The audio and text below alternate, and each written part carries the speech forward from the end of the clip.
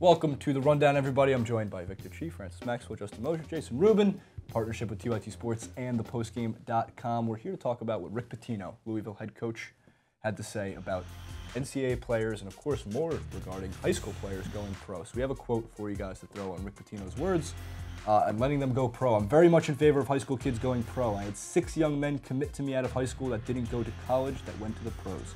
I'm very much for that because they didn't want college. They wanted to go to the NBA. And if they go to the NBA Development League, that's fine with them. But the 6-7 month education, online classes, second semester, I don't know what that does for a young person. Now, we've seen Anthony Davis go to Kentucky for 1 year, then go to the NBA. We've seen Andrew Wiggins go to Kansas for 1 year, go to the NBA. 2 guys who would have most likely just made the jump. They get their 1 year education. As Rick Pitino is pointing out, there's obviously some major flaws with that 1 year education because taking online class in the second semester, obviously a lot of these coaches, as they get Syracuse with the academic frauds, these things happen. Victor, I'm going to start with you. Do you think Rick Pitino is right with this and we should let these kids just go from high school to the pros, or should they have to have a different system in place for college that doesn't allow 1 year? I agree with him. Why stop somebody from making their livelihood? And from his perspective, it may be a little more selfish that if you get rid of the one and done, there's a little more stability in terms of running a program. Right. And so that's less of chasing players trying to replace the one and dones. But from a practical standpoint, if somebody doesn't want to be in school, you can't really force them to go there. Except now you really do, because the D-League isn't that attractive of an alternative at this point.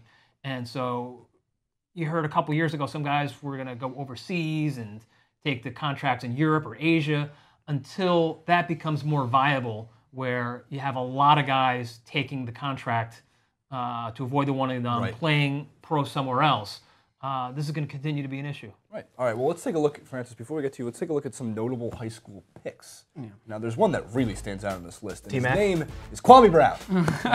Daryl Dawkins, Kevin Garnett, Kobe Bryant, Tracy McGrady, Tyson Chandler, Amari Stoudemire, LeBron James, Dwight Howard, Andrew Bynum. Besides, and Bynum had himself 1 or 2 pretty damn good years. Yeah. Kwame Brown had no good years. Everybody else on that list is labeled a great NBA player. Good doesn't describe. They are all great NBA players. They've had great NBA careers. Even if Howard and LeBron were to go down tomorrow, never play again, they still had great NBA careers. When you take a look at that list, it does glorify the idea of going from high school. What they don't show you is the Sebastian Telfairs of the league, guys who never were able to make that jump appropriately and could not become great NBA players. Francis, you were a college athlete. Yeah. D1 college, D2 college, D1 college athlete. D1 to D2, don't worry about it. All right, well, you know me, you've only known me for about a year, spent every day with me. But couple of points. First off, Rick Pitino, dead ringer for Al Pacino and Donnie Brasco, did say that. Fact. That's a good comparison. But I want to know a question. I read his book, Success is a Choice. You should read it. Fantastic book. And I take a lot of his things literally. I read into it, and I think he's very smart. I just want to know, in terms of the March Madness, everyone is so hyped up about March Madness. If you take out this rule, does that suffer? When you don't get players such as Anthony Davis playing, even though it's only for 1 year, still brings a whole spectacle around a fantastic player. You have Wiggins playing as well. Like, does that take away the factor of March Madness producing some of the best future NBA players? I don't think that these players jumping from high school to college, because only the best of the best can even make that jump.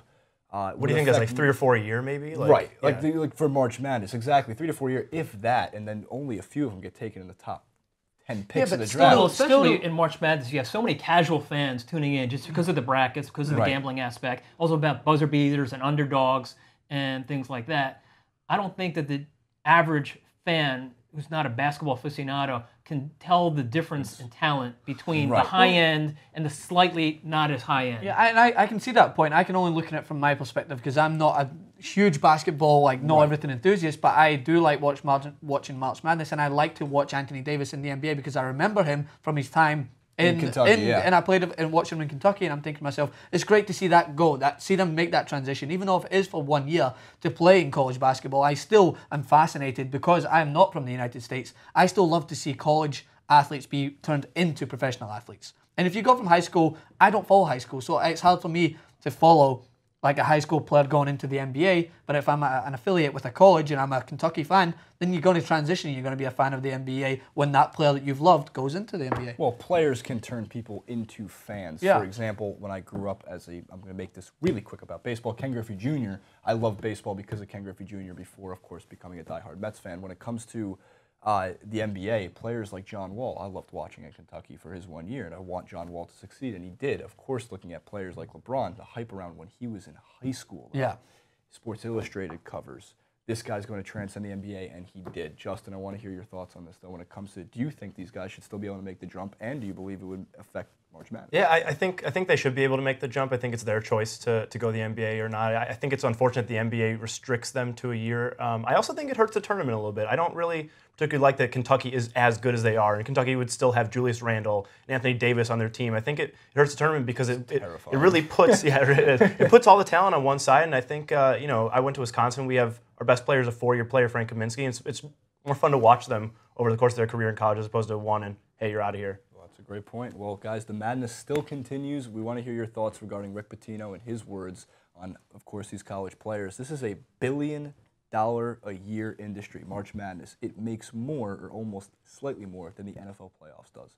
So there's money, there's education, there's many different factors. Eventually, this has to lead to something changing at some point, because it can't go on like this forever. We want to hear your thoughts and comments. Thank you, as always, for watching. Make sure to check the comment section below for links, descriptions, everything you need to find us out on YouTube, postgame.com, all that good stuff. We'll see you next time.